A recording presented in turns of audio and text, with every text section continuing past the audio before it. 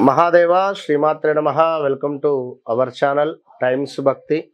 సంపదను పెంచుకునేటువంటి సందర్భాలలో అంటే సంపదను రెట్టింపు చేసుకోవాలి అని అనుకునేటువంటి సందర్భాలలో ఆధ్యాత్మికతకు సంబంధించినటువంటి విషయంలో మనకు ఒక 4-5 మార్గాలు ఉండడం జరిగింది. ఎంతో శక్తివంతమైనటువంటి ఈ యొక్క 4-5 మార్గాలు మీకు నేను ఈరోజు చెప్పడం జరుగుతూ ఉంటుంది. అంటే ఇక్కడ సంపద అనగానే మనకు అందరికీ కూడా గుర్తు వచ్చేది డబ్బు. 100% కూడా ఈ యొక్క డబ్బు అనేటువంటిది మనకు వాస్తవానికి అది డబ్బు కాదు, జబ్బు అనేటువంటిది తెలుసుకునేటువంటి స్టేజ్కు వెళ్ళేటువంటి సందర్భాలలో అప్పుడు అర్థమవుతుంది వారికి. అంటే ఈ మాటను అనకూడదు. డబ్బు అనేటువంటిది అల్టిమేట్, డబ్బు అనేటువంటిది సూపర్, డబ్బు అనేటువంటిది ఎక్సలెంట్.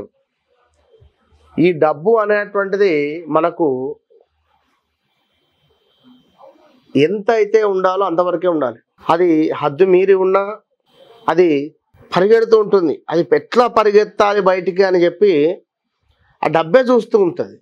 మనం ఎంత కాపాయం చేద్దామని చూసినా కూడా ఈ డబ్బు ఏ విధంగా నేను బయటపడాలి వీని దగ్గర నుండి, వీనికి ఇంతే యోగం ఉన్నది, వీడు తినగలిగేది ఇంతే, ఇంతకు మించిన డబ్బు వీని దగ్గర ఉంది, సో వీని బీరువాలో ఉన్న డబ్బును నేను ఎట్లా బయటపడాలి అని చూస్తుంది.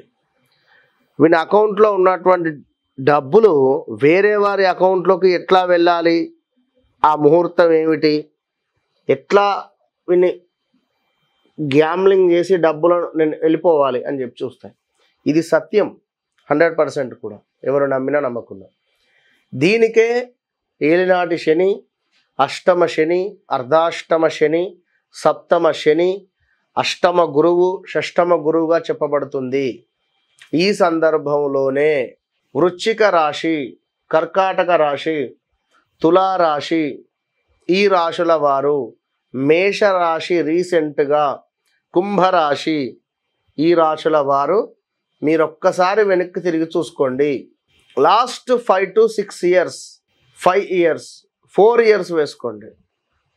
మీ బ్యాంకులో కానీ మీ చేతిలో కానీ ఎంత డబ్బు ఉండే, మీరు ఎవరికి ఇచ్చారు, దానివల్ల మీకేం లబ్ధి పొందింది, మంత్లీ మీకు రాబోయే ఇంట్రెస్ట్ ఆగిపోయిందా, వస్తుందా, అసలు వడ్డీ రెండు కూడా మిస్ అయిపోయాయా? ఇలాంటి సందర్భాలు ఒక్కసారి మీరు ఆలోచించుకోండి. ఎక్కడైనా ఇన్వెస్ట్మెంట్ చేస్తే అది లాస్ అయిపోయిందా, ఎక్కడైనా లైక్ ఇప్పుడు మనకు షేర్ మార్కెట్ కానీ ఇంకెన్నెన్నో ఉన్నవి, ఈ సందర్భాలలో పెట్టడం వల్ల మనీ లాస్ అయిపోయారా? అంటే నేను అనేటువంటి విషయం ఏమిటంటే, మనకు ఎప్పుడైతే మంచి కలుగుతుందో, ఎప్పుడైతే మన వద్ద డబ్బు ఉంటుందో, ఎప్పుడైతే మనము చక్కటి పొజిషన్కు వెళ్ళాలి అనేటువంటి భావనలో ఉంటామో, ఈ సందర్భంలో గద్ద వచ్చి పిల్లాన్ని దలికెళ్ళినట్టుగా, లేదా గద్ద వచ్చి పాముని దలికెళ్ళినట్టుగా వాడు ఎవడో వచ్చి మన డబ్బులను తన్నుకొని వెళ్ళిపోతాడు. సో కనుక మనం ఎప్పటికప్పుడు పాజిటివ్గా ఉండాలి, ఎప్పటికప్పుడు పాజిటివ్ వైబ్రేషన్స్తో ఉండాలి. మరి అందులో భాగంగా మన ఇంటి ప్రధాన ద్వారం వద్ద తప్పకుండా దీపాన్ని వెలిగించుకోవాలట. దీపాన్ని వెలిగించడం వల్ల వరలక్ష్మి అమ్మవారికి యొక్క అనుగ్రహాన్ని మనం ఎల్లవేళలా పొందుతాము. వరలక్ష్మి అమ్మవారు అంటే వరాలను ఇచ్చేటువంటి అమ్మవారు వరలక్ష్మి అమ్మవారు. అంటే లక్ష్మి అమ్మవారే, అది గమనించుకోండి. అనుగ్రహము మనపై లభిస్తుంది.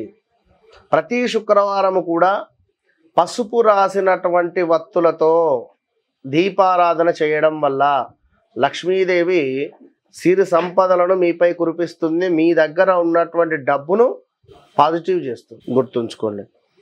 ప్రతిరోజు చక్కెర వేసినటువంటి పాలు కానీ, అదేవిధంగా ఇలాచీ పౌడర్ వేసినటువంటి చక్కెర వేసినటువంటి పాలను, లేదా బెల్లము పానకము అంటే బెల్లము అన్నముతో చేసినటువంటి బెల్లపన్నము, పరమాన్నము, అందులో ఇలాచీ కానీ ఇలాంటివి చక్కటి పదార్థాలు, లేదా చక్కెరతో చేసినటువంటి అన్నమును అమ్మవారికి నివేదన చేయడం ద్వారా అమ్మవారు మురిసిపోతుంది.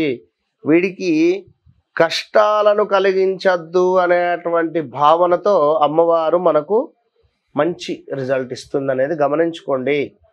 అదేవిధంగా లక్ష్మీ పూజ చేసేటువంటి సందర్భంలో కానీ ప్రతి శుక్రవారం కానీ ఒక 108 నాణాలు అంటే 108 రూపాయి బిళ్ళలు కానీ వీటికి సంబంధించినవి మనము ఒక బౌల్లో శుభ్రపరచుకొని పాలతో శుభ్రపరిచి చక్కగా కూడా పూజించాలి. మనం ఓం మహాలక్ష్మీ నమః, ఓం మహాలక్ష్మీ నమః, ఓం మహాలక్ష్మీ నమః అనేటువంటి మంత్రాన్ని 108 సార్లు జపించడం ద్వారా లక్ష్మీదేవి అనుగ్రహం పొందుతున్నాము. ఇంట్లో ప్రతిరోజు కూడా లలితా సహస్రనామాలను పారాయణం చేయడం వల్ల ఇంకనూ మనకు అద్భుతమైనటువంటి ఫలితాలు కలుగుతాయి. అదేవిధంగా ఇంకను మన పూజా గదికి కానీ మన మెయిన్ డోర్కు కానీ ఖచ్చితంగా 10 రోజులకు ఒకసారి కానీ 15 రోజులకు ఒకసారి కానీ మామిడి తోరణాలను ఏర్పాటు చేసుకోవాలి. ఇగో వీటివన్నీ చేసుకోవడం వల్ల కుదిరితే 6 నెలలకు ఒకసారి గణపతి హోమము ఇవన్నీ మనం చేసుకోవడం ద్వారా ఎలాంటి మనం పడబోయే చిక్కుకోబోయే వలలో కానీ ఆ ఊబిలో కానీ ఏ గ్రహాలకు సంబంధించినటువంటి ఇబ్బందులు అనేటువంటివి మనకు కలగవు.